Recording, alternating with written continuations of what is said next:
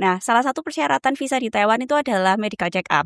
Nah, ketika ngambil itu orang-orang ngeliatin saya. Kenapa ya gitu? Mbak, emangnya ini bisa berangkat kayak gini gitu. Terus saya, kenapa Kak? Kenapa Mbak gitu? Ini Mbaknya positif. Iya positif apa gitu. Ada suatu momen kadang saya ngelihat MRT gitu, apa aku jalan aja ya ke tengah kayak gitu. Oh sempat itu ya ada kayak efek Iya karena dari memang udah masih 3 bulan jadi masih ada hormonnya sempat ya hampir mendekati postpartum depression kayak gitu. Anak kami usianya di bawah 2 bulan dengan kondisi kita harus memutuskan harus milih. Kalau kita memutuskan untuk lanjut ya udah pilihannya antara LDR itu atau kita selesai di Taiwan. Nah. Usaha kita bukan karena doa kita. Sama sekali enggak. Kami merasa itu adalah doa dan ikhtiarnya orang tua kami. Jadi sama seperti mamanya Ime, ibu itu juga malam bangun sholat tahajud, bapak itu tiap hari sholat subuh di masjid kayak gitu. Dan saya itu yakin karena faktor itulah yang menguatkan kaki-kaki kami selama berjuang begitu. Ngopi di teras bareng Rian. Ya, selamat datang kembali di Ngopi di Teras bareng Rian. Kali ini kita berada di kediaman dari Dimas dan Ime di Malang. Jadi kita bakal ngobrol-ngobrol. Udah lama nggak ke Malang, puji Tuhan, menyenangkan. Hawanya lebih adem daripada di Semarang. Sekalian jalan-jalan habis ini. Nah, sebelum kita ngobrol lebih jelas lagi, mungkin teman-teman juga ada yang pada kenal dengan Ime dan Dimas ini. Mereka juga sering ngonten di Instagramnya mereka tentang perjalanan hidup dan sekarang hidup banyak konten di Belanda ya terakhir-terakhir ini. Betul. Oke. Sebelum kita ngobrol lebih jauh kita bakal tanya-tanya latar belakang dulu. Kalau Dimas nih asli mana dulu loh? Kalau saya aslinya Jombang, kelahiran Nganjuk, cuma lebih banyak menghabiskan waktu di Jombang. Pindah ke Jombang itu waktu sebelum TK, terus TK sampai SMA di Jombang. Terus kuliahnya di Malang, lulus kuliah di Malang, sempat kerja 2 tahun di Kupang.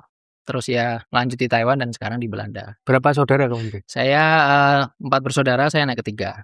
Semua saudara-saudara di Jombang saat ini. Kalau Ime?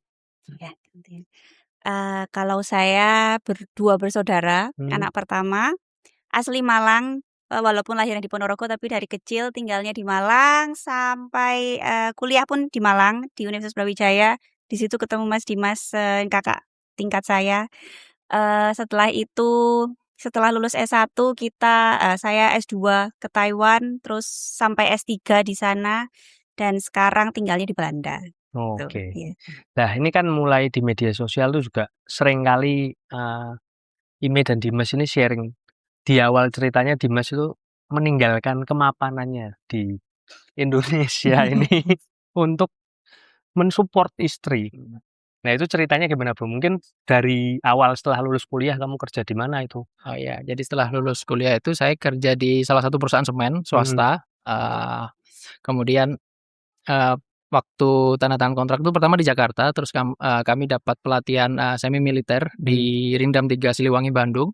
Terus kemudian sempat di training juga di Bayah Banten itu selama 1 bulan, kurang lebih 1 bulan. Terus saya dan 5 orang yang lain, berarti total 6 orang dimutasi ke Kupang. Di sana sampai kurang lebih 2 tahun kurang lah, 1 tahun 10 bulan lah kira-kira.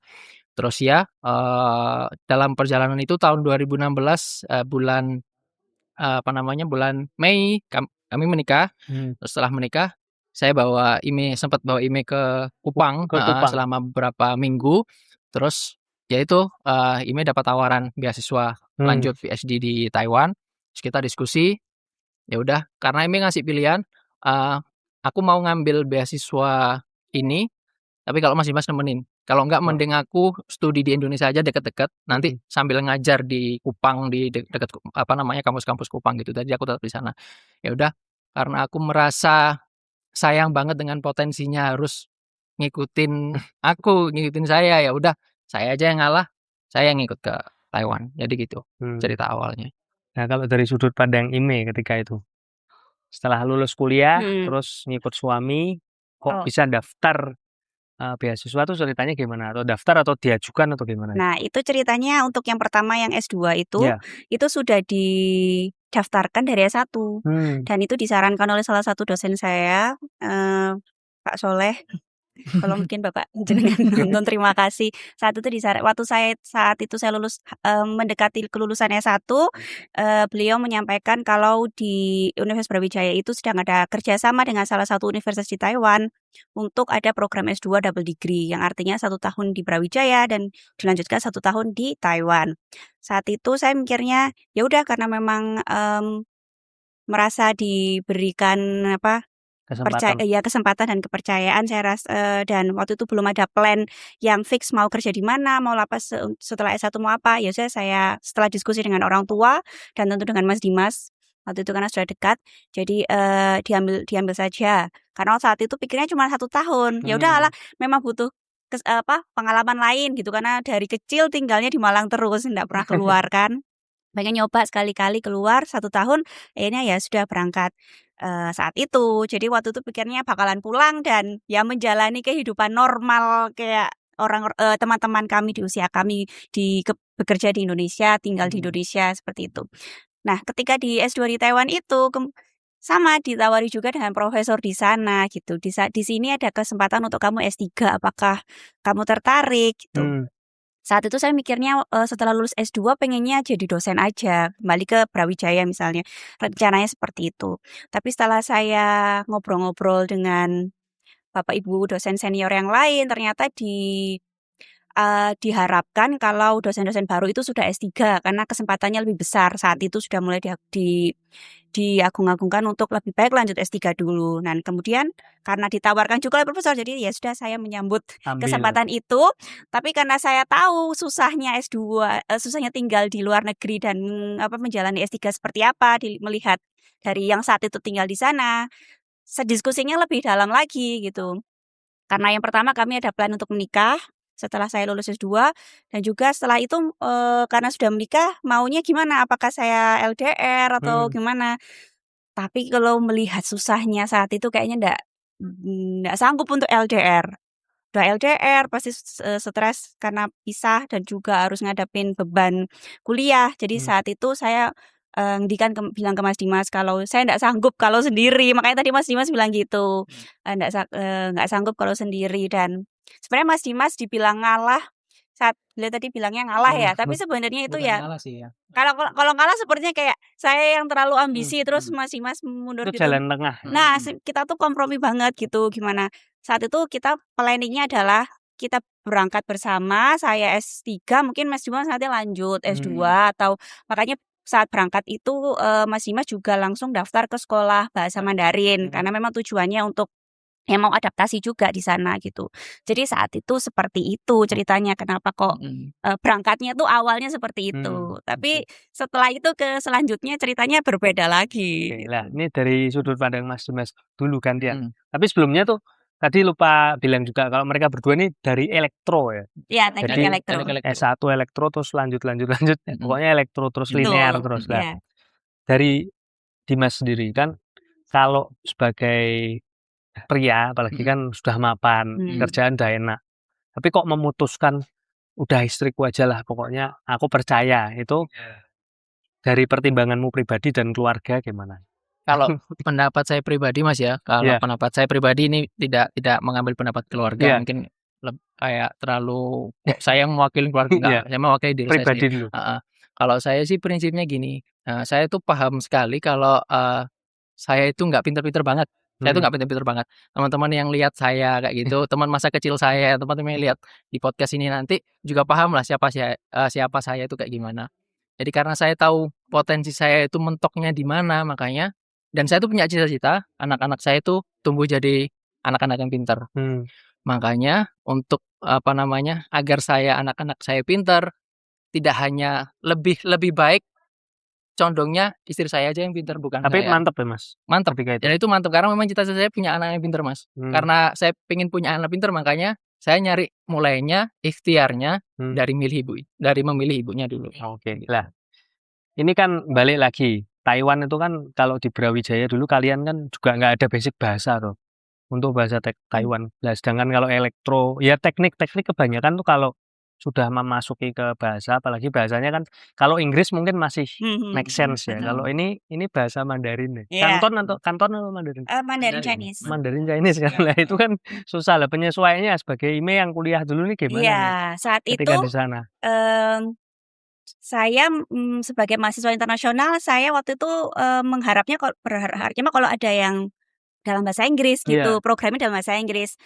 Sebenarnya ada beberapa mereka memang sudah mempersiapkan mata kuliah dalam bahasa Inggris yang bisa diambil untuk mahasiswa internasional.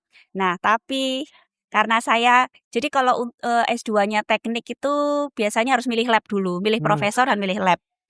Nah, kebetulan profesor yang saya pilih itu, beliau tidak membuka kelas dalam bahasa Inggris. Jadi cuma dan saya wajib mengambil kuliah kelasnya beliau. Itu kalau nggak salah ada 3 kelas atau saya harus ngambil semuanya dalam bahasa Mandarin. Waduh. Cuman itu aja yang kelas yang saya harus ambil bahasa Mandarin, yang lainnya saya ngambil yang bahasa Inggris. Nah, dan itu pun ya saya masuk di kelas, ya sudah beliau menjelaskan seperti biasa bahasa Inggris dalam bahasa Cina masuk dalam bahasa Mandarin, ya kayak saya nggak dianggap aja gitu.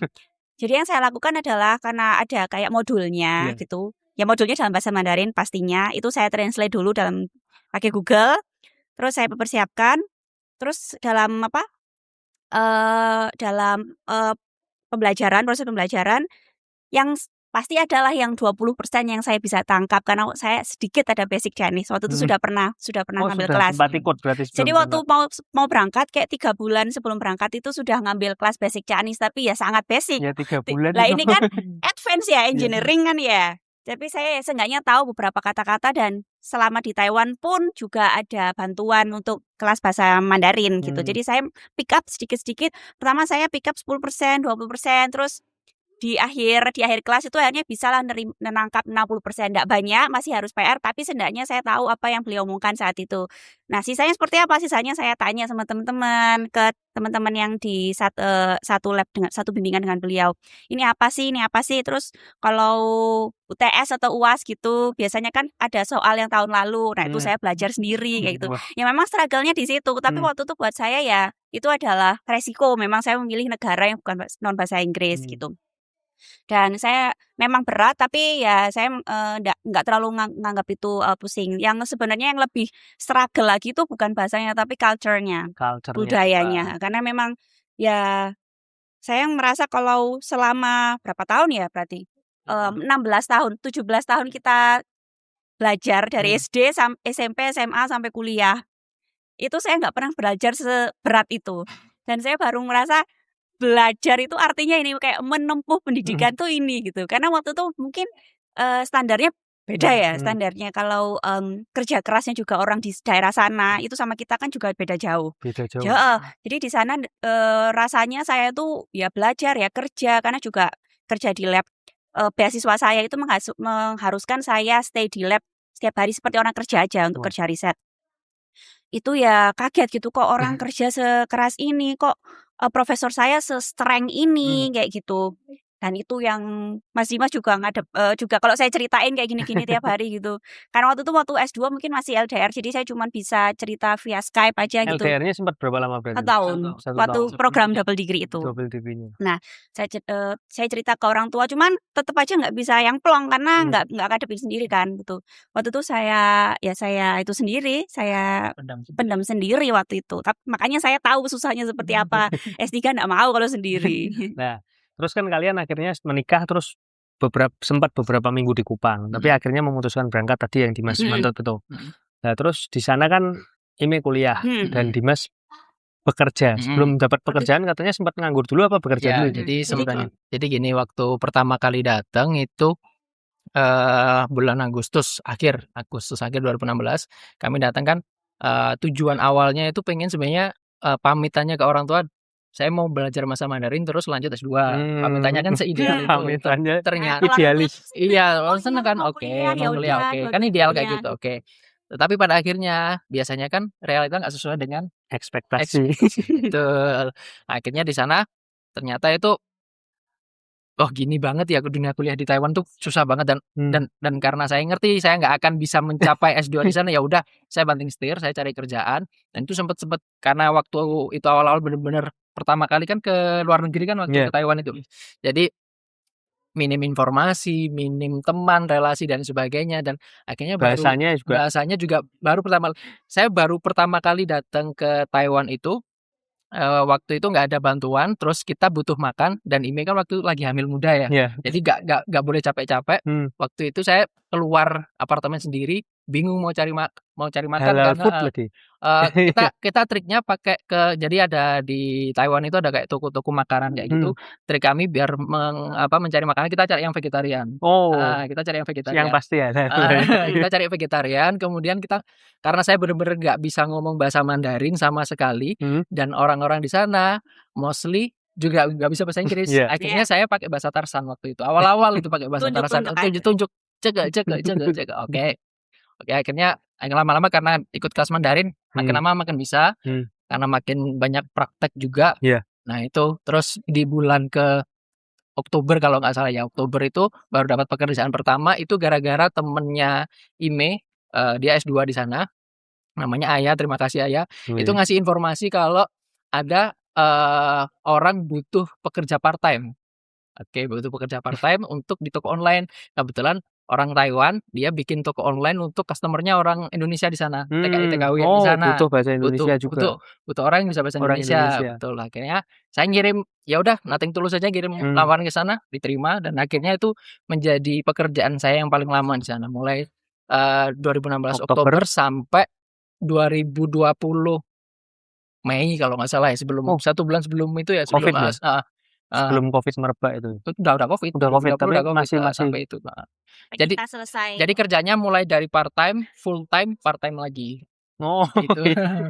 Jadi pertama kali itu kerjanya ngapain sih, Mas? Jadi waktu pertama kali banget saya masih ingat itu hari pertama itu saya ngangkutin, jadi kan itu toko online ya, jadi saya nyortir barang-barang yang nguli banget, yang ngangkat-ngangkat karung kayak gitu besar, terus nyortir baju, sepatu, tas sesuai dengan warna, ukuran gitu. Jadi kerjanya mulai jam 4 sore sampai jam 8 malam. Nah, jam 4 sore saya datang ke sana nyortir barang-barang, terus nanti jam 7, 8 tuh udah bos kan, namanya bos. 8 datang ngontak, sebelum datang ke tempat saya untuk ngambil barang, dia ngontak, "Saya butuh ini, siapin." Misalnya saya butuh kaos warna ini, ukuran ini, berapa, saya nyiapin, dia datang, ngambil, pick up, terus selesai jam 8 malam, saya pulang. Oke. Nah, gitu. Nah, kalau Ime yang dirasakan ketika, ya mungkin kan kamu udah setahun di sana dulu, terus baru setelah itu sama Dimas. Tapi culture shock yang kamu merasa paling kerasa tuh apa ketika di Taiwan? Waktu berangkat ke yang ke S3 ya. Nah, saat itu karena kondisinya beda, karena saya hamil. Nah, hamil pun itu bukan hamil yang direncanakan sebenarnya. Ya kan kami menikahnya sama kan tahun 2016. Mei waktu itu kami menikahnya, berangkatnya rencananya Juli. Jadi Mei, Juni, Juli. Ya mepet itu. Iya, nah sebenarnya nggak pikirnya ya udah memang bilang ke orang tua yang lain kalau memang mau menunda dulu gitu. Tapi kan ya gimana ya terjadi. Terus ini ya senang tapi pasti ada nanti gimana gitu. Waktu itu tahunnya masih di Malang waktu itu sebelum berangkat. Dan itu dramatis tahunnya. Gimana? Tahunnya ceritanya gini. Jadi nggak ada gejala-gejala. Nah, mau ngurus visa ke Taiwan. Nah, salah satu persyaratan visa di Taiwan itu adalah medical check up. Medical check up lengkap gitu, ke lab gitu, semua darah, urin, semuanya gitu. Nah, ketika ngambil, itu orang-orang ngeliatin saya. Kenapa ya gitu? Mbak, emangnya ini bisa berangkat kayak gini gitu. Terus saya, kenapa Kak? Kenapa Mbak gitu? Ini Mbaknya positif. Iya, positif apa gitu. Waktu itu bilangnya istilah medisnya plano positif. Ya itu apa, virus apa? Nggak tahu kan ya maksudnya apa kalau plano apa sih gitu. Hamil Mbak. Dan kita diliatin banyak orang di klinik itu, termasuk orang-orang susternya itu. Shock. Karena gini dikira saat itu yang banyak ngurus visa berangkat ke Taiwan itu kan mbak-mbak PMI, pekerja migran. Ini nggak bisa. Nggak bisa, kalau mereka jelas nggak bisa. Tapi kan ya kita kan beda, tapi mungkin nggak tahu kan mereka. Dikira kan sama. Nah iya dikira sama aja kan, barengannya satu sama agen-agen yang lain gitu. Saya nggak apa-apa Mbak, bisa dikasih saya aja. Nah yang saat itu mungkin hamil beberapa minggu sebelum berangkat kan ya, dan saya nggak bilang ke profesor kalau saya berangkat dalam kondisi hamil. Jadi buat beliau pun juga kaget. Mungkin kalau saya bilang mungkin dibilang ya udah kamu nggak usah berangkat. Dan jadi saya waktu itu dramatis banget berangkatnya.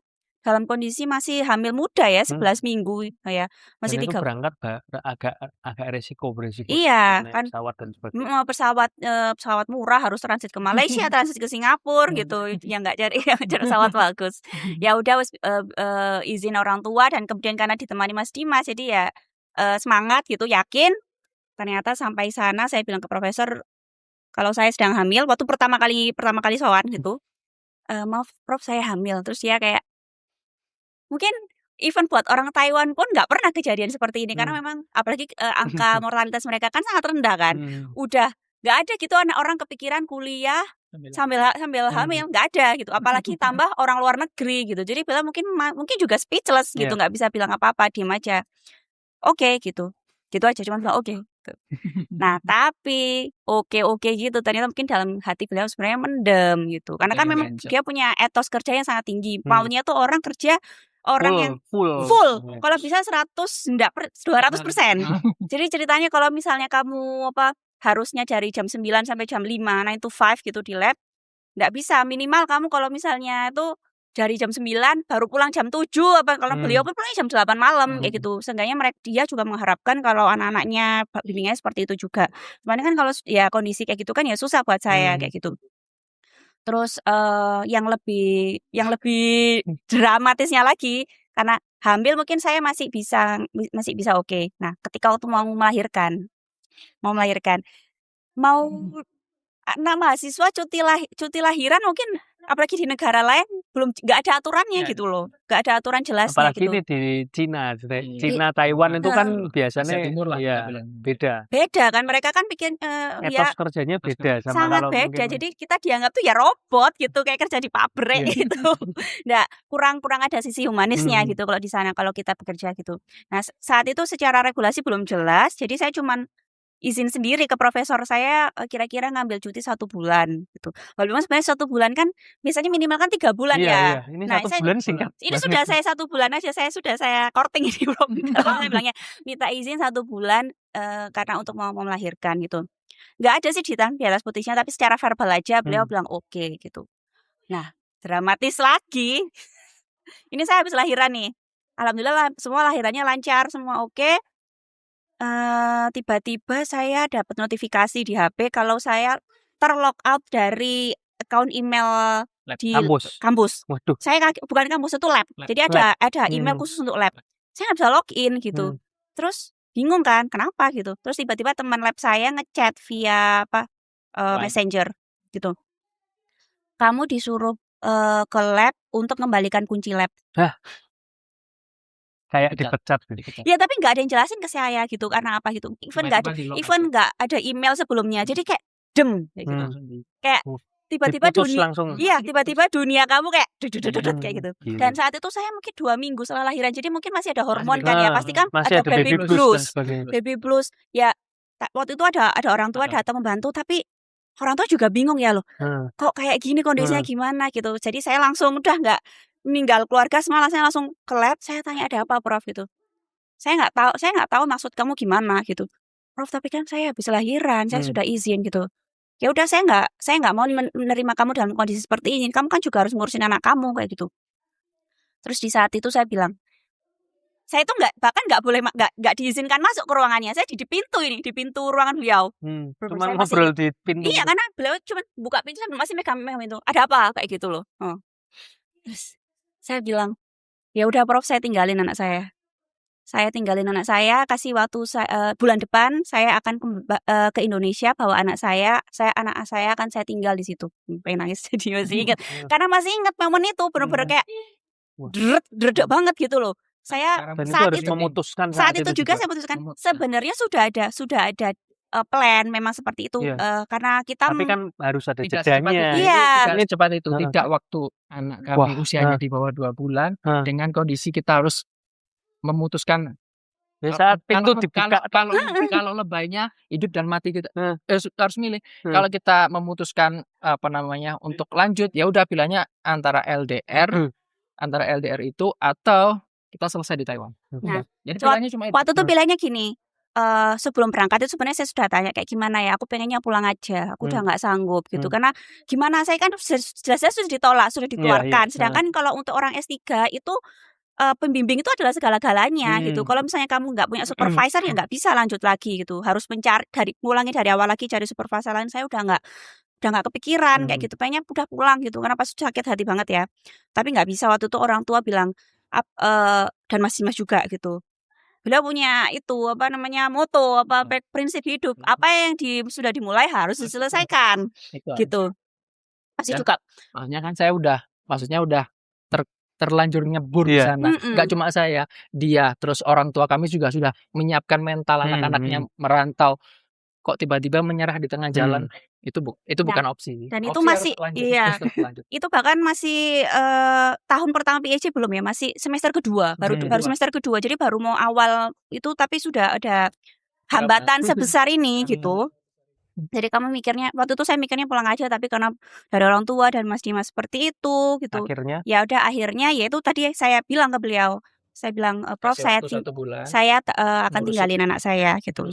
Kita ngurus paspor anak, kemudian persiapan semuanya, termasuk pindah apartemen juga dan sebagainya. Pokoknya semua persiapan kita udah prepare banget sebelum 1 bulan itu. Terus akhirnya ya udah, saya masih ingat itu pokoknya anak kami itu belum genap 2 bulan dia naik pesawat pertama kali dari Masih Taiwan. merah. Masih merah, Mas. Iya.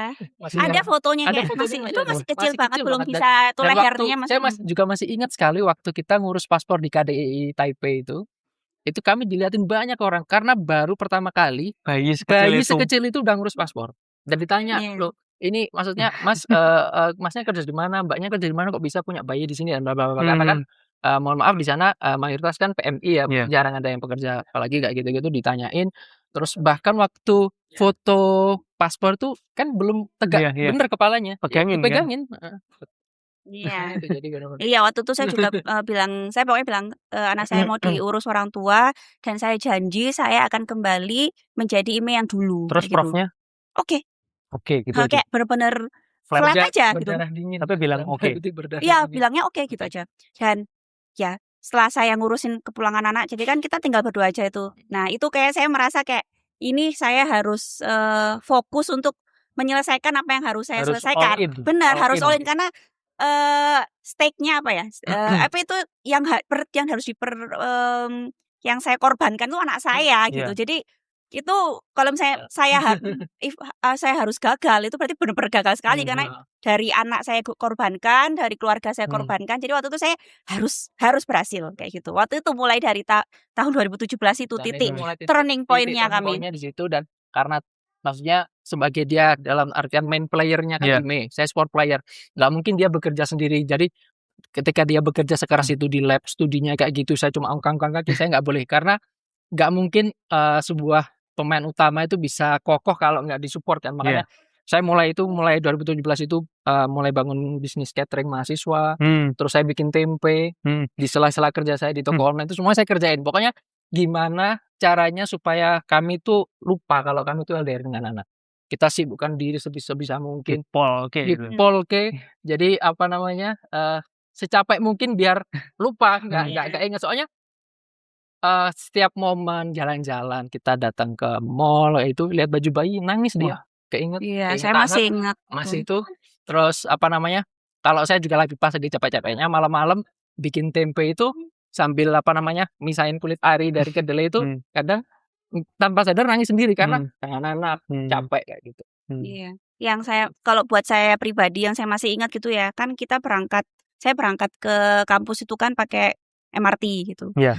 Itu ada suatu momen kadang saya ngelihat MRT gitu apa aku jalan aja ya ke tengah kayak gitu. Oh, sempat itu ya ada kayak iya karena memang udah masih 3 bulan jadi masih ada hormonnya, sempat ya hampir mendekati postpartum depression kayak gitu karena tekanan dari pisah sama anak dan tekanan dari kampus juga gitu, jadi kayak hidupnya ngerasa dark banget saat itu. Tapi di sana pun juga nggak ada support mental juga ya ketika itu. Semua orang saat itu saya merasa ada problemnya sendiri-sendiri saat itu, jadi saya merasa kami itu bukan yang paling menderita gitu. Di sana semua menderita, semua berjuang. Jadi kita ya bisanya saling menguatkan satu sama lain. Iya, cuma punya satu sama lain. Kalau misalnya yang lain pun tahu, yang lain juga kita juga cerita, tapi enggak ya semuanya juga Semua punya problem bebannya sendiri Jadi gitu. kita nggak mau merepotkan orang lain, udah mereka juga punya problemnya sendiri, mereka harus menghadapi dunia sendiri. Ya udah kita selesaikan dengan cara kita sendiri aja. Nah, di Taiwan itu kan juga itu hitungannya kan cukup berat karena anak pertama juga lah. Kalian itu doa-doa kalian tuh ketika itu kalau masih ingat apa sih? Kalau saya itu Mas, saya itu percaya. Jadi ini salah satu surat Al-Qur'an yang Iya. benar-benar saya yakini. Fa innama alusri yusra, innama alusri yusra. Diulang sampai 2 kali artinya dan bersama kesulitan akan ada kemudahan. Itu diulang sampai 2 kali yang artinya Allah itu pasti akan janji setelah kesulitan itu pasti ada kemudahan. Wah, Begitu. itu yang Itu menguatkan kuat. dengan Nah, itu yang bikin benar-benar kami kuat karena kami tahu semua ini pasti berlalu kok. Iya. Yang penting kita kuat aja udah. wow. Nggak jangan nyerah pokoknya. Balik lagi ke prinsip kita harus menyelesaikan apa yang kita mulai. Udah. Jadi karena kita nggak cuma membawa saya sendiri, nggak cuma membawa Imi sendiri, kita juga bawa nama keluarga. Maksudnya kita berdua ini yang pertama dari keluarga besar yang merantau ke luar negeri. Jadi kayak gimana Mas ya? Kayak ada orang tua itu kayak berharap Iya, gitu iya. loh. Anaknya itu bisa sukses kayak gitu. Kalau Imi Nah, ketika itu kalau doanya saya saat itu dari saya sebenarnya nggak ada yang spesial saat itu ya. Tapi menurut saya yang membuat kita bisa kuat itu salah satunya adalah dari mama saya. Mama saya itu nggak pernah lepas sholat tahajud kayak gitu. Jadi bangun jam 3 gitu sholat tahajud, terus baca Quran itu setiap hari tidak pernah Putus. ketinggalan, selalu seperti itu gitu. Dan setiap ada suatu hal yang berat saya cerita ke mama semuanya, saya bilang ma tolong doakan, ma tolong doakan. Dan saya malah untuk berdoa kayak gitu tuh saya ngerasa nggak percaya diri dengan doa saya lebih percaya dengan doa mama. Jadi saya ceritakan semuanya, ma tolong doakan ini, besok aku ada ujian ini, ma tolong doakan ini, aku kayak gini kayak gitu. Ya itu gitu. Jadi sampai saat ini dari saya kecil sampai saat ini semua kalau saya butuh kekuatan doa itu saya minta tolong kekuatan doa mama dan alhamdulillah saya merasa 100% selalu tembus. Jadi mama punya langsung jalur langit gitu. Jadi, Kalau saya kayaknya masih belum. Kalau saya boleh nambahin juga, jadi semenjak saya di Taiwan itu sebenarnya jujur ya, sebelum saya merantau ke Taiwan itu saya dengan orang tua terutama ibu itu nggak terlalu deket banget. Tapi begitu merantau malah deket karena kenapa? Karena saya merasa itu gini Mas, apa yang kita peroleh saat ini itu bukan karena kerja keras kita, bukan karena usaha kita, bukan karena doa kita. Sama sekali enggak. Kami merasa itu adalah doa dan ikhtiarnya orang tua kami. Jadi sama seperti mamanya Ime, ibu itu juga malam bangun sholat tahajud, bapak itu tiap hari sholat subuh di masjid kayak gitu. Dan saya itu yakin karena faktor itulah yang menguatkan kaki-kaki kami selama berjuang. Begitu. Terus ini kan kalian berarti di Taiwan sampai tahun 2020. Terus setelah itu perjalanannya berlanjut. Nah, itu. Jadi drama lagi. Waktu di Taiwan itu kami sudah mengalami cobaan yang menurut kami udah nggak ada lagi yang lebih berat. Karena untuk orang tua berpisah dengan anak. Terendah anggapannya saat betul. itu. Sangat-sangat merasa jadi kayak benar-benar ditempa banget. Jadi setelah itu apapun cobaan yang ada kami merasa ini mah sehari-hari. Ya bukannya sombong ya, maksudnya merasakan lebih banyak bersyukurnya kayak kita udah pernah yang lebih berat gitu, karena ya buat seorang ibu yang baru melahirkan berpisah sama anaknya itu udah nggak ada lagi perasaan yang lebih ngenes gitu, yang lebih sakit lagi itu nggak ada. Nah mungkin ya kami merasanya setelah berusaha di Taiwan Tuhan memberikan kami reward setelah cobaan seperti itu. Ini adalah pikiran positif kami seperti itu. Saat itu kami setelah lulus 2020 pandemi ya, kita semua susah pasti. Mikirnya ya udah balik ke Indonesia mencari pekerjaan. Tapi karena pandemi melanda, mikirnya di Indonesia lagi susah, nanti cari kerja gimana ya kayak gitu. Oh ya udah itu kita coba cari kesempatan lain, mungkin setahun 2 tahun nanti baru ke Indonesia lagi setelah kondisi membaik gitu. Ternyata yang terjadi adalah tidak disangka-sangka saya mendapatkan tawaran lain dari negeri Belanda. Dari negara yang sama sekali kami nggak pernah kepikirkan. Tiba-tiba aja. Tawarannya gimana? Jadi ceritanya gini, 1 bulan sebelum saya ujian akhir S3, itu saya nggak sengaja melihat sebuah lowongan Iya. pekerjaan untuk menjadi postdoc. Jadi memang S1, S2, S3 kan sudah selesai untuk pendidikan. Nah, biasanya ada tambahan postdoc itu 1 atau 2 tahun untuk fresh graduate S3 supaya bisa lebih meningkatkan kemampuan risetnya. Jadi fokus untuk riset saja gitu. Saat itu ya udahlah coba kita cari kesempatan postdoc di negara lain seperti negara barat kan, di Asia udah 5 tahun. Pengennya di Kanada atau di Eropa gitu. Waktu itu dicari di Kanada masih belum nemunya 1 di Belanda. Itu ya itu aja saya apply dengan CV saya ala kadarnya 1 di Taiwan. Dari hasil-hasil saya kayak mempublikasi paper di Taiwan, yaitu saya masukkan gitu. Terus saya ternyata lulus untuk seleksi administrasi. Oh, waktu itu saya mikirnya, oh mungkin mereka ngelulusin banyak, mungkin karena kuota gitu, saya pas masuk gitu. Oh ya udah, saya lulus seleksi administrasi disuruh untuk interview. Oke, interview pertama memperkenalkan diri sendiri sama risetnya gitu. Ya udah karena saya menjelaskan aja apa yang Online itu. online. Waktu itu ya saya sudah ada kan tentang riset saya tentang S3 saya gitu ya. Saya presentasi seperti biasa. Loh, lulus lagi. Nothing tulus. Nah, saya juga waktu itu bingung. Ini beneran lulus. Kayaknya ini mereka yang masukin aku soalnya ya bukan bercanda, tapi kuota aja. Oh, mungkin untuk ini mereka butuh kuota biar bisa kadang itu kan biasanya sudah ada orang dalam mau gimana gitu. Saya waktu itu mikirnya nggak mungkin, udah nggak mungkin, kita mah nggak mungkin bisa sampai sana gitu. Dan itu pun saya nggak minta orang tua, nggak minta. Kita bukan itu nyembunyiin ya, karena Ya nggak ngomong aja dong. ngerasa gitu kan. ini nggak mungkin. Jadi ya udah nggak usah didoain lah, karena udah pasti nggak mungkin gitu. Udah nggak. Saya sadar kemampuan diri sendiri gitu waktu itu. Lulus seleksi terakhir. Selamat. Kita tunggu di Belanda waktu itu. Shock banget waktu itu. Jadi benar-benar kesempatan itu secara timeline itu nggak ada break gitu loh. Dari saya selama S1, S2, S3. Kok terus nyambung? S1 lulus langsung belum lulus sudah dapat S2. S2 belum lulus sudah dapat S3. S3 belum lulus sudah dapat postdoc. Jadi saya kalau ditanyain waktu itu umur 27 tahun sudah ada experience pekerjaan, nggak ada karena memang kuliah terus, sekolah terus gitu.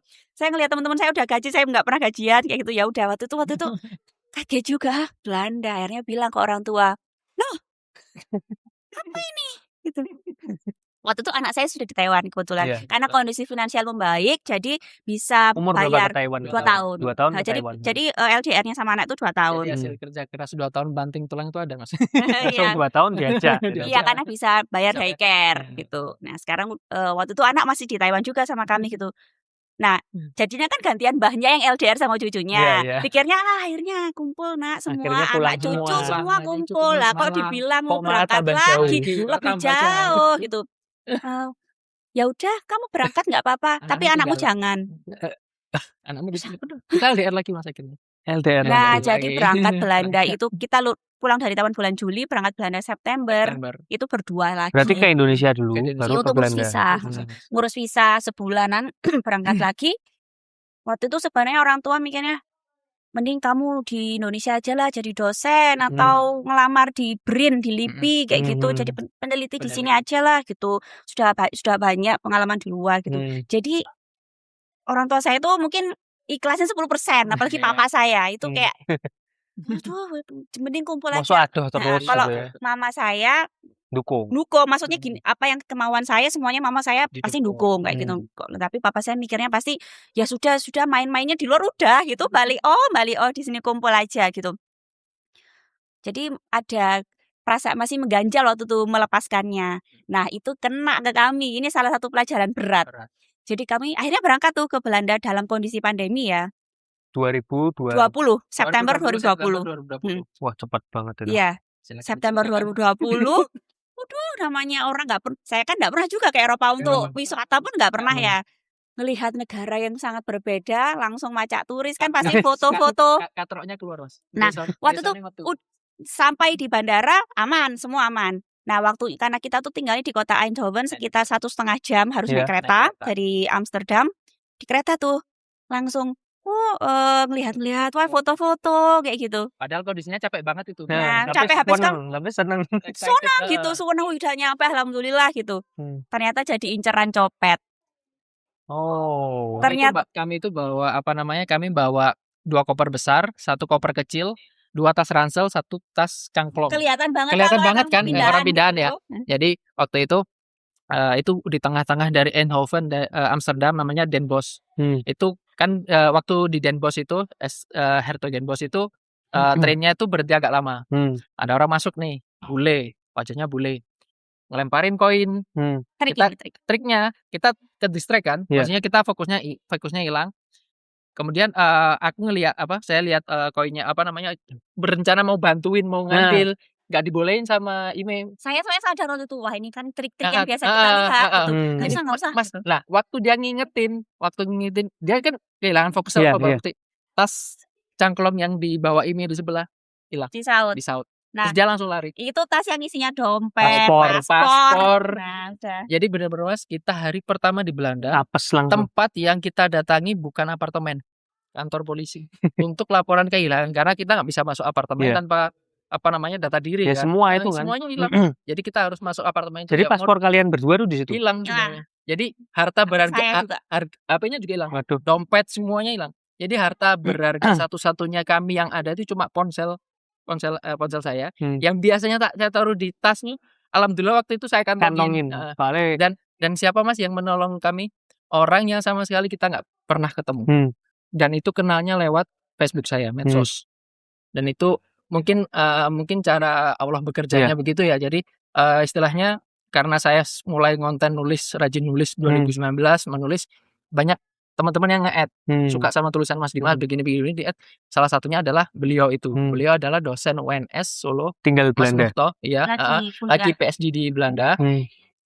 Kemudian saya kontak beliau, Pak, ini saya mau datang ke Belanda, nanti minta nomor saya kontak lewat inboxnya Facebook, saya minta nomor WhatsApp-nya, mungkin bisa silaturahmi di sana. Dan itu saya kontak beliau, dan hari pertama itu beliau yang datang untuk membantu kami di kantor polisi dan nganter kami ke apartemen, dan dikasih Masya Allah makanan, luar biasa sekali beliau dengan uang. Dan karena kami nggak ada uang sama sekali, dipinjemin uang. Wow. Bayangin Mas, ketemu orang asing, nggak kenal sama sekali, cuma kenal di Facebook, ketemu dibantuin segitunya dan dipinjemin uang, dan kayak misalnya beliau percaya dan kita nggak bakal kabur untuk bawa uangnya gitu. Itu kan kalau dipikir secara itu kan di tengah dunia yang katanya orang baik udah mulai sedikit, ternyata orang baik itu masih banyak. Akhirnya tas itu ditemukan. Nah, ini ceritanya saat itu hari pertama kita benar-benar ya walaupun terbantu tadi mendapatkan bantuan, tapi pasti masih shock ya. Dan itu kan khawatir banget. Shock dan bingung harus ngapain pertama gitu, paspor dan HP, uang dan lain-lain hilang. Bilang ke orang tua juga, orang tua pasti bingung mau bantunya seperti apa gitu. Aduh, pikiran saya kemana-mana ya. Tapi ternyata yang terutama yang saya rasakan saat itu, kok saya rasanya tenang ya. Kerasa tenang. Saya rasanya tenang. Mas Dimas mungkin waktu itu masih sempat panik. Panik banget gitu. Satu hari mulai tenang. Terus saya merasa enggak, ini rasaku bukan cobaan gitu. Ini berkah yang lain. Maksudnya ini adalah suatu rasa sayang Allah ke kita, karena mungkin kita dijaga dari sesuatu nih gitu. Ternyata saat itu saya sama Dimas ngobrol benar-benar heart to heart berdua gitu. Kita kenapa sih gitu. Jadi kita langsung flashback, apa sih yang selama ini kita ada sesuatu yang missing kah? Kenapa kita diuji seperti, kenapa kita diingatkan sama Allah seperti ini? Kata saya waktu itu apa ya gitu. Ternyata mungkin saya keceplosan ngomong. Jadi waktu di kereta waktu itu saya bilang, aduh nanti uangnya gimana ya gitu. Uang cukup nggak ya buat baikan, walaupun ada penghasilan, tapi kan pasti pengeluaran di sana kan 10 kali lipat lebih tinggi. Apalagi saya nganggur, terus kita harus kita nggak mungkin meninggalkan anak kami dengan orang tua tanpa kita ngirim uang, bagian menanggung semuanya ke orang tua, itu kan ada beban finansial di situ kan. Dan kita berangkat itu minjem uang ke orang tua. Saya pinjam. Butuh modal. Saya butuh modal untuk beli tiket pesawat, saya minjem ibu. Wah, 50 juta. Karena beberapa tabungan kami di Taiwan tuh. Ya kan di Taiwan kan kuliah nggak ada modal ya. Jadi waktu itu berangkat sudah minus, lebih minus lagi. Terus makanya saya kan pasti, namanya ibu-ibu pasti kan pikirnya finansial nanti gimana ya, overthinking gitu. Nah, mungkin saat itu Allah mikirnya jangan terlalu menyepelekan apa yang sudah rezeki kamu yang sudah aku persiapkan seperti itu. Even dengan uang kami yang pas-pasan diambil sebetulnya, saya kok merasanya iya bener. memang ini memang salahku, memang salah kami. Dan saya cuma benar-benar rasanya ikhlas, tenang, kita baca doa bareng-bareng. Terus saya bilang, saya ingatkan Mas, mungkin kamu juga terlalu banyak di medsos. Karena dia benar-benar semuanya kan dikasih tahu kita berangkat ini kayak gini, dia bikin cerita semuanya gitu. Ditulis Mungkin gitu. ada orang yang kurang suka, mungkin kalau orang muslim bilangnya ain kayak gitu. Jangan terlalu dibuka seperti itu, karena kita nggak bisa mengerti apa yang orang-orang pikir. pikirkan. Kita kan nggak bisa mengkontrol itu gitu. Mungkin kejadian seperti itu. Akhirnya saya bilang, Mas, kita stop medsos dulu. Uninstall semua kamu Di uninstall, pokoknya uninstall semua. Nah, uninstall Instagram, tuh. Facebook semua itu kami aku install. Terus Ini yang lucunya nih yang lucu cerita. nih Mas. Ini Kita sudah dalam tahap kayak acceptance, nerimo banget, sudah nggak ada rasa gelo lagi ke orang Jawa ya. Tiba-tiba malam itu Mas, saya ada kepikiran untuk install Facebook lagi. Entah dari mana ada dorongan dari Tuhan mungkin ya. Install Facebook lagi, dan pertama kali saya nggak buka feed, saya langsung buka Messenger. Dan ternyata ada inbox dari petugas kereta di Belanda bahwa mereka menemukan barang kami. Dicarinya lewat Facebook. Saya nggak bayangin kalau misalnya saya pakai nama Facebook alay, misalnya Dimas yang selalu tersakiti atau gimana gitu ya. Itu mungkin nggak akan bisa di-track karena data diri saya kan nama Facebook saya sesuai dengan data diri. Saya kontak lewat Facebook, ngasih ngabar kalau barang Anda ditemukan di Alkmaar. Alkmaar tuh di Belanda di ujung banget. Jadi pucuknya ujung kereta. Stasiun akhir lah ya. Stasiun akhir di situ ditemukan, dan kalau Anda tidak konfirmasi tidak datang untuk mengambil ini dalam 2 hari atau 3 hari, maka kami akan nggak tahu lah, pokoknya dihilangkan. Ya, langsung kita berangkat besoknya. HP, paspor utuh, yang diambil cuma uang cash. 700 apa 800 euro. Ya nggak apa-apa. Nggak apa-apa, tapi ya data diri lain semua aman. Bahkan HP pun masih ada, HP-nya ini pun masih ada. Semuanya gitu. Nah, bener kan ternyata yang rasa ketenangan yang saya waktu itu ketika masalahnya terjadi, saya merasa itu kayak ibaratnya Allah itu cuma nyentil di jewer, bukan diginiin, bukan ditonjokin, nggak cuma di jewer. Bersyukur lagi. Cuma diambil nanti dikembalikan lagi gitu aja. Saya merasa jangan pernah meragukan rezeki yang sudah kami siapkan. Iya. Saat itu pelajaran yang benar-benar. Iya. Sejak saat itu kami masalah uang, masalah finansial tuh nggak pernah khawatir. Nggak pernah overthinking. Udah, yang penting kita kerja aja udah. Kita kerja, ikhtiar, berdoa, cukup, sisanya. Karena percaya penyertaannya Tuhan ternyata sebegitu ya. Ya sebenarnya kayak kalian berdua tuh ketika duduk tenang terus berefleksi dan nyerahkan, nerimo gitu. Itu kayaknya kan ada damai sejahtera di sini. Nggak apa-apa, maksudnya kayak Tuhan itu kok nanti ada jalan. Dan ketika tenang itu kan pikiran kayak Mas Dimas juga diomongin kayak install Facebook itu juga kan kalau pikirannya ruwet gitu kayaknya nggak ada. Uninstall semua mungkin HP, wah gua aja apa gimana kan terus kan bener nesu kan. Iya kan nesu kan. HP dibanting. Ya. Tapi ketika uninstall aja udah. Karena mikir tujuan uninstall adalah saya pengen biar fokus nulis, biar fokus ngobrol sama istri. Ternyata kok malah dikasih kayak gitu. Sebenarnya kan nggak masuk akal itu. Betul, itu sama sekali nggak masuk akal. Sangat yang sampai saat ini. Kenapa harus dia install dan itu Facebook? Kayak Facebook. Kok sudah diarahkannya sedetail itu loh. Betul. Kenapa nggak IG? Makanya itu. Itu ya berasa banget kayak kita perlu diingatkan banget. Diingatkan banget. Tapi saya merasa benar-benar disayang karena kalau misalnya waktu itu jatuh banget mungkin saya bakal terpuruk ya. Tapi saya merasa enggak, ini ada sesuatu yang sudah disiapkan kayak gitu. Ya mungkin itu karena proses panjang di Taiwan ya, sehingga kita lebih mudah nerimo sesuatu yang kan tadi Imi bilang kalau di Taiwan udah paling nontok jedok, jadi kayak titik terendah ketika ada, maksudnya Allah ngasih hadiah kayak lain itu kayak ya udahlah nggak apa-apa, ini cuma hadiah yang biasa dikasih gitu, ya udah terima aja gitu. Lupa juga bilang waktu mengurus visa Mas sebelum berangkat ke Jakarta itu ke Belanda. Kita kan kalau di Pas di Jakarta kita naik mobil ke Jakarta. Kita sudah bikin janji nih, karena di Belanda serba apapun bikin janji ya, nggak bisa itu. Bikin appointment jam 9 harus di kedutaan untuk mengurus visa. Kita udah berangkat nih jam 4 subuh mogok. mobilnya dari Malang. Itu nyetir sendiri? Iya, sama Ada keluarga. sama keluarga. Sama Dari keluarga. sopir sama Ada Mo ada mogok? co-driver. bener-bener mati Mati. tanpa ada Tanpa ada itu. tanda-tanda sebelumnya. Jadi tiba-tiba mati aja. Mati. Itu masih di Jam 4 mana subuh. ya? Daerah Daerah masih Jawa Barat masih kayaknya. Jawa Barat, kira-kira untuk sampai kedutaan itu masih 3 jam 4 jaman lah, Mas. Wah. Nah, masih. Dan itu kalau misalnya kita nggak dapat itu karena pasti pandemi, susah banget untuk Iya, iya. mencari jam. Ya, tiba-tiba ada aja bantuan ya. Langsung saya kontak Hmm. Mas kakak ipar. Kakak ipar kan kebetulan waktu itu kerja di Karawang atau mana ya? Waktu itu lagi dinas di Karawang.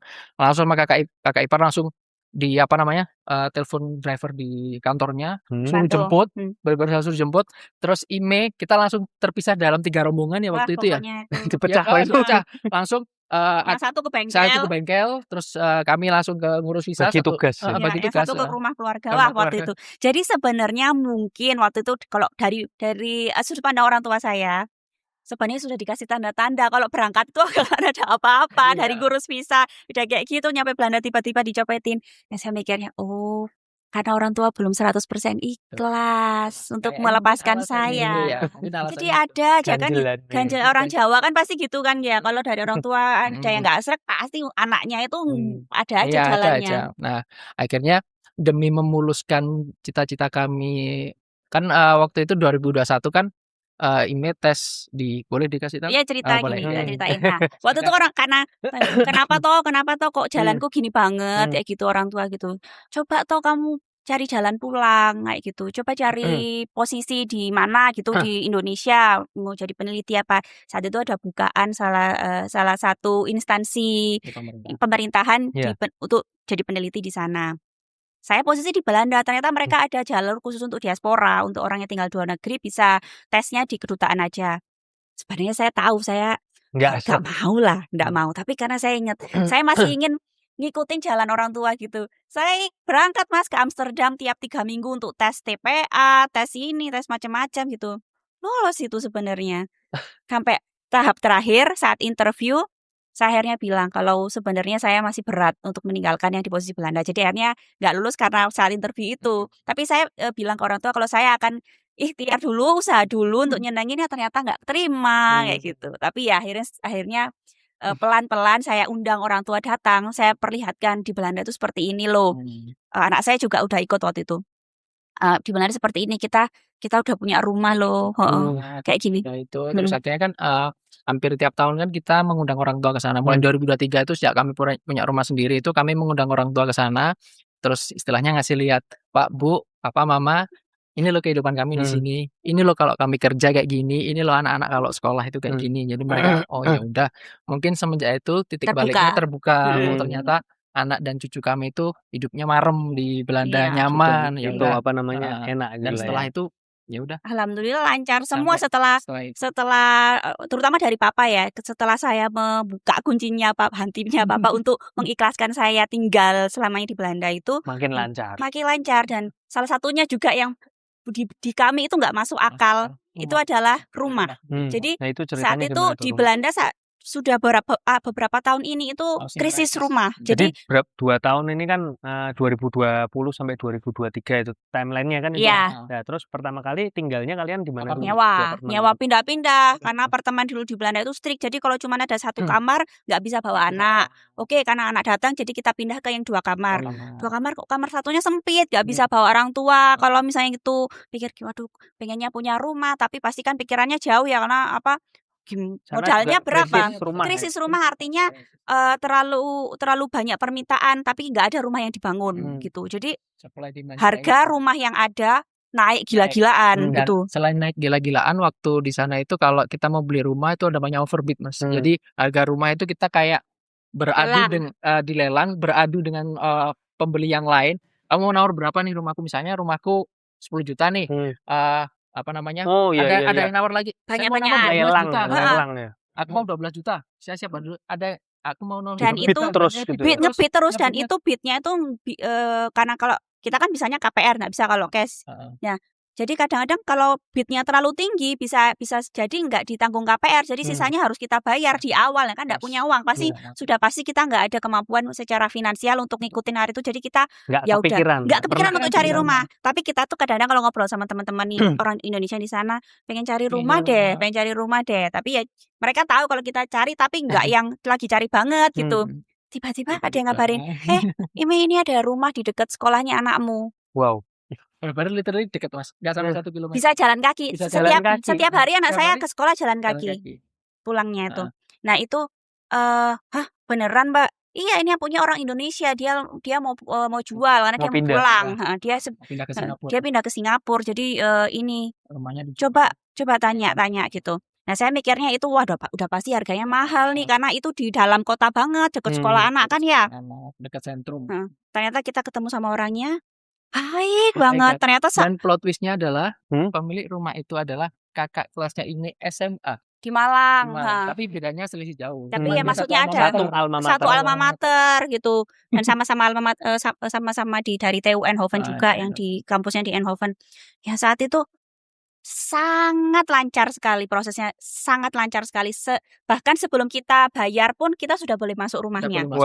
Beliaunya sangat baik. Kita dikasih harga murah Mas, nggak ada overbid, nggak ada, dan kita dikasih semua isi rumah dan furnitur semua full furnish. Kita tinggal masuk, tinggal bawa badan aja. Cuman orang sama baju doang. Iya. Dan dikasih harga 3.000 euro aja Mas. 3.000 euro di furnish lengkap. Itu kalau kami mau beli ya, itu bisa kali 15.000 euro untuk furniturnya. Dan harga rumahnya kan sebenarnya beliau kalau misalnya mau bisa dinaikkan karena mereka tahu harga market kan ya. Bisa aja. Enggak, tapi dikasih harga yang ya masih di pasar pun masih di bawah dan kami dengan KPR masih bisa itu masih bisa sangat dengan mudah. Jadi KPR kita disetujuin, kita udah masuk duluan. Ya kadang sampai kok bisa ya? Orang-orang teman-teman orang Belanda, kok bisa kamu dapat cari rumah segampang itu? Kolega saya di kantor bilang, "Hah, Dimas, yakin kamu dapat rumah kayak gitu? Nggak pakai makelar, nggak pakai itu?" Hah? Iya kita ditanya karena di sana kalau misalnya mau beli rumah wajib cari makelar karena mereka yang tahu secara regulasinya. Tanpa makelar. Saya tanya ke Mbaknya, Mbak apa kita perlu cari agen yang bantu? Gak usah, kita sendiri aja gitu. Jadi saya tuh bikin itu loh notaris, surat notaris itu sendiri. Dan kita bayar makelar yang biasanya 5.000 ya kalau nggak salah, 3.000 sampai 5.000 lah itu bayar makelar. Kita nggak pakai makelar, kita benar-benar ngurus semua sendiri, nggak pakai overbid. Tinggal masuk, boleh masuk sebelum dibayar pun sudah boleh masuk, sudah boleh nempatin. 2 bulan di sana gitu.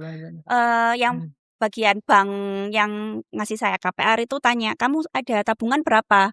Ya tabungan saya ya ini gitu. Itu mepet banget dengan apa yang awal-awal untuk yang harus saya bayar untuk bayar notaris, bayar yang lain-lain gitu.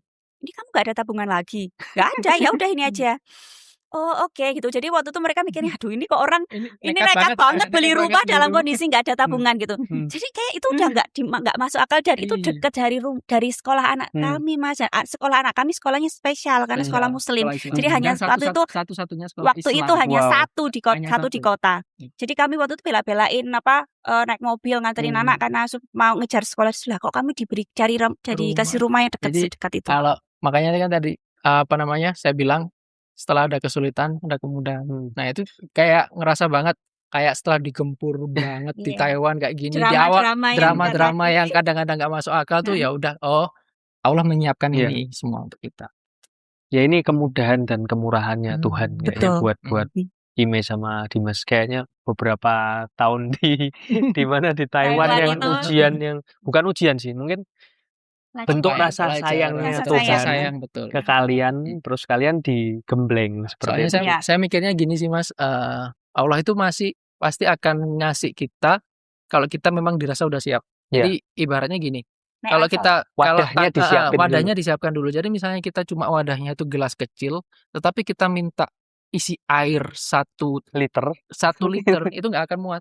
Makanya kita harus buat naik level itu kita harus kita harus menyiapkan wadah kita dulu. Kita pantas nggak nerima karena kalau misalnya orang dengan wadah kecil tetapi punya keinginan besar, harapan besar, pilek Mas. Kalau orang Jawa bilangnya pilek. Nanti pilek terus nggak sanggup gitu loh menghadapi istilahnya rezekinya itu memang nggak Iya, cocok bener gitu. banget sih. Jadi kita siapkan wadahnya dulu. Dengan apa caranya? Belajar, naikkan kompetensi kita agar kita dianggap oleh Allah, dianggap oleh Tuhan itu pantas Parah. untuk menerima. Pantaskan dirimu dulu ya untuk menerima berkat itu ya. Ternyata. Makanya kalau kami ditanya apa dengan berbagai macam drama yang ada itu, apakah masih mau kalau bisa diberi pilihan, mau nggak ke Taiwan dulu kalau misalnya ada pilihan berangkat ke Taiwan atau enggak? Saya pasti Enggak. saya jawab iya aja sih. Iya, Iya. Enggak sih. Iya lagi. Karena mungkin Beda masing-masing ya. nih. Kalau saya iya, karena saya menganggap tanpa pengalaman-pengalaman yang tadi Iya. itu apa cobanya ujian yang Allah berikan seperti itu nggak akan bisa kita tuh ada di Iya, titik ini betul. karena semuanya itu ada itunya ada Benang merahnya. ada benang merahnya. Hmm. Even saya daftar ke posisi pekerjaan saya yang sekarang di Belanda pun itu mereka nanya, kamu dulu di Taiwan sama profesor ini. Bayangkan Mas ya, itu dari Taiwan ke Belanda, kok ya orang tahu profesor saya gitu loh. Itu kan kita loh, beneran ya, saya dimanapun tuh saya itu memang nggak bisa lepas dari apa yang saya hadapi di Taiwan gitu. Dan tahu Mas, saya kerja di Belanda, perusahaannya asli perusahaan Taiwan. Benang merah semua itu kayaknya. Ownernya orang Taiwan. Dan waktu interview pertama dengan manajer sama hair manajernya itu ditanya, waktu aku saya nyantumin CV itu pernah tinggal di Taiwan dan bisa berbahasa Mandarin, dia kaget, loh kamu bisa Mandarin? Bisa. Wah nanti bisa saya mintain tolong untuk ngobrol sama kolega dari Taiwan dan Cina. Wow. Even saya dalam interview sama pekerjaannya itu, saya pakai bahasa Mandarin. Tanya, kamu dari Taiwan? Iya bisa bahasa Mandarin, bisa. Ya udah kita ngobrol bahasa Mandarin. Wow. Itu kadang, ya ampun di Belanda pun masih. Manajer saya sekarang, atasan sekarang itu istrinya orang Taiwan. Jadi kalau guyon sama saya pagi hari ngobrol itu pakai bahasa Mandarin. Jadi kayak ini buat kalian aja ya Iya. sebenarnya kalau Tuhan tuh udah highlight kata Taiwan itu memang buat kalian. Iya, Karena itu nggak lepas walaupun kalian udah di Belanda juga. Ternyata kok nyambung-nyambungnya ya dari masa-masa sulit kalian itu. Makanya tadi Imi kalau bilang mau ke Taiwan lagi untuk tinggal, dia bilang oke, kalau aku sih enggak dong. Kalau liburan Bukan itu pertanyaannya. Pertanyaannya adalah waktu kita masih Indonesia, misal kita dikasih highlight hidupmu di Taiwan bakalan susah, hidupmu di Taiwan bakal seperti ini. Kita pasti karena jalan itu memang dipilihkan. Emang harus dilalui. Tapi kalau pertanyaan diganti kita harus setelah ini cukup. Jalan-jalan aja. Iya. Ini mau jalan-jalan ke Taiwannya seminggu maksimal udah. Untuk tinggal lagi untuk mengulang apa yang dulu. Enggak dulu. Makasih. Tapi kalau misalnya disuruh ngulang hidup lagi ke Taiwan lagi, oke kita jalan. Ternyata memang itu jalannya. Iya. Nah, ini mau tanya nih kan. Ya, kalau di Taiwan tuh banyakan individualnya kan tinggi, individualis tinggi dan kerja. Otomatis kalau kalian di sana mungkin komunitas juga nggak ada kali. Ada. Kecil tapi ada. Kecil kan. Iya. Tapi maksudnya komunitas itu yang menguatkan kalian saat di Taiwan apa? Nah, jadi saat di Taiwan nih, saat di Taiwan sama. Di Taiwan dan di Belanda kita gabung di komunitas. Kalau di Taiwan dulu namanya PPI Kaohsiung, Perhimpunan Pelajar Indonesia di Kaohsiung. Terus kemudian di Belanda namanya Musioven, Muslim Indonesia di Eindhoven. Jadi ya itulah maksudnya kita sesama perantau dari Indonesia. Jadi kita bisa sharing, bisa saling ngobrol, saling menguatkan ya. Ya itu sih Mas, itu fungsi dari sesama orang Indonesia di luar itu adalah kita saudara. Sama perantauan yang paling dekat mereka, misalnya kita ada apa-apa, misalnya kita ada musibah dan sebagainya, paling cepat membantu kan mereka, bukan keluarga kita yang jauh di Indonesia. Jadi kita anggap mereka itu bukan sekedar lagi teman, tapi mereka adalah saudara kita. Itu yang menguatkan kami selama di sana. Jadi selain kami menguatkan satu sama lain, kita juga menganggap bahwa support mereka itu yang bisa membuat kami sampai saat komunitasnya. Kalau di mana di Belanda itu juga dengan komunitas mungkin lebih dekat juga ya. Kalau karena jam kerjanya di Belanda juga kan otomatis beda dengan ketika di Taiwan. Tapi begini Mas, kalau di Belanda itu karena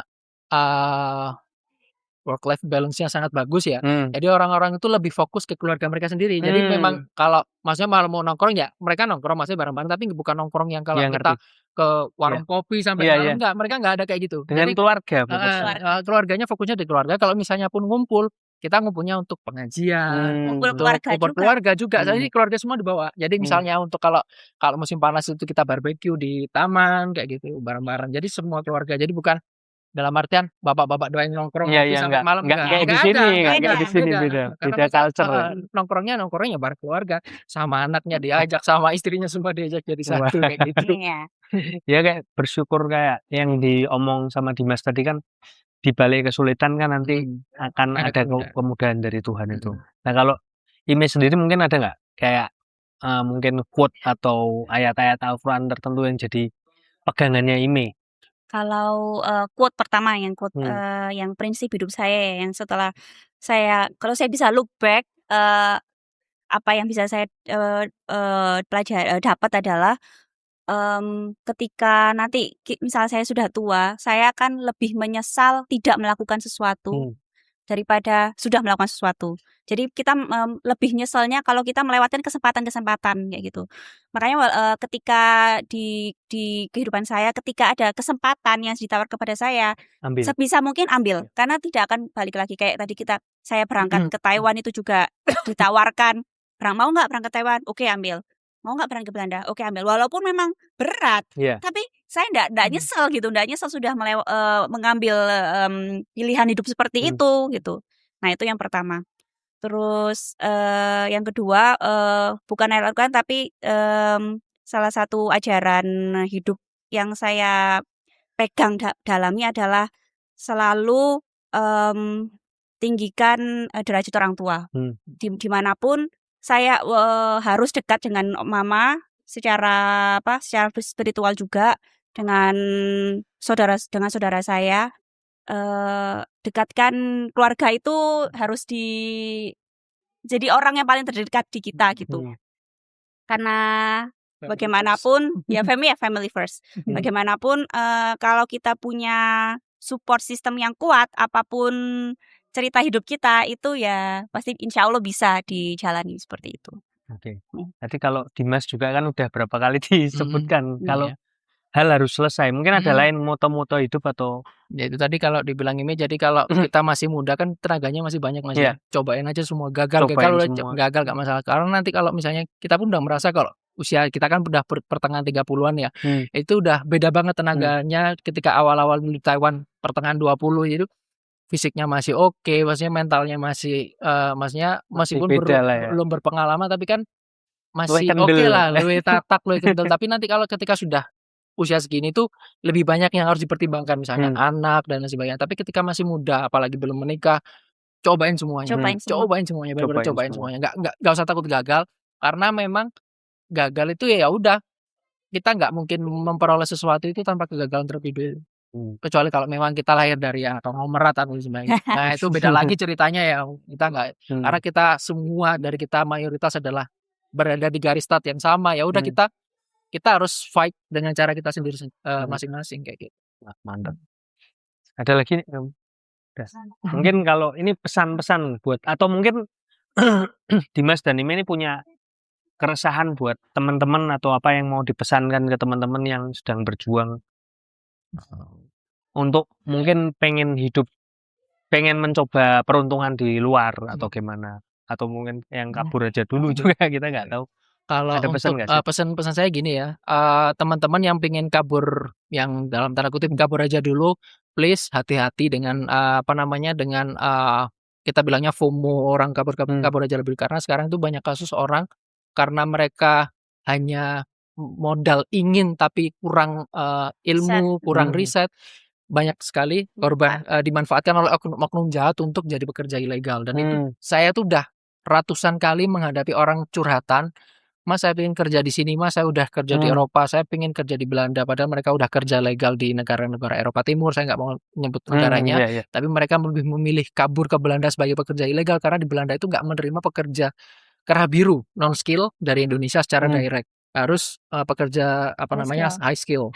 Nah itu banyak karena mereka tergiur oleh tawaran gaji di Belanda yang besar daripada negara asal mereka bekerja sekarang. Jadi please, kalau teman-teman yang mau bekerja di luar negeri, benar-benar riset lebih dahulu, jangan gampang tertarik dengan giuran nanti bayar sekian kamu bisa dapat kerjaan di sini, nanti bayarnya segitu. Please, kalian harus tahu kalau ketika dari awal mereka sudah menawarkan sesuatu yang bombastis, kalian perlu curiga.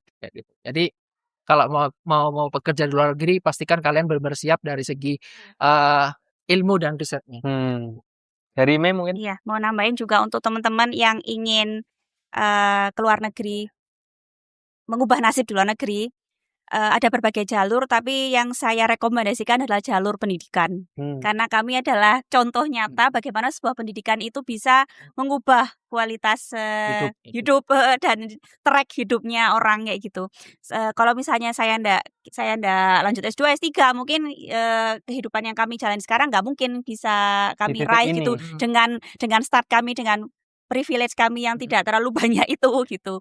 Jadi kalau ingin mengubah nasib paling mudah adalah dengan pendidikan gitu. Kerja keras, cari informasi sebanyak-banyaknya untuk kesempatan-kesempatan berkuliah, kesempatan beasiswa, itu banyak sekali informasi. Sekarang zamannya informasi melalui AI, kalian bisa tanya apapun gitu. Dan ya hindari tawaran-tawaran menggiurkan yang ilegal seperti itu.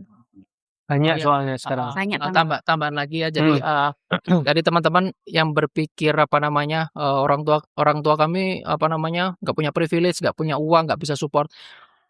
Saya kasih tahu ya background orang tua kami. Ibu saya guru SD, bapak saya pekerja pabrik gula, papanya Imi wira swasta, mamanya nggak kerja, ibu rumah tangga. Jadi saya pikir background orang tua kami itu banyak, mayoritas kayak kita semua ya, maksudnya rata-rata di Indonesia kayak gitu. Jadi kalau kalian merasa bahwa merasa orang tua privilege-nya kurang dan lain sebagainya, maka cari privilege kalian sendiri dengan cara belajar, bentuk privilege kalian sendiri, nanti biar kalian yang jadi privilege untuk anak-anak kalian.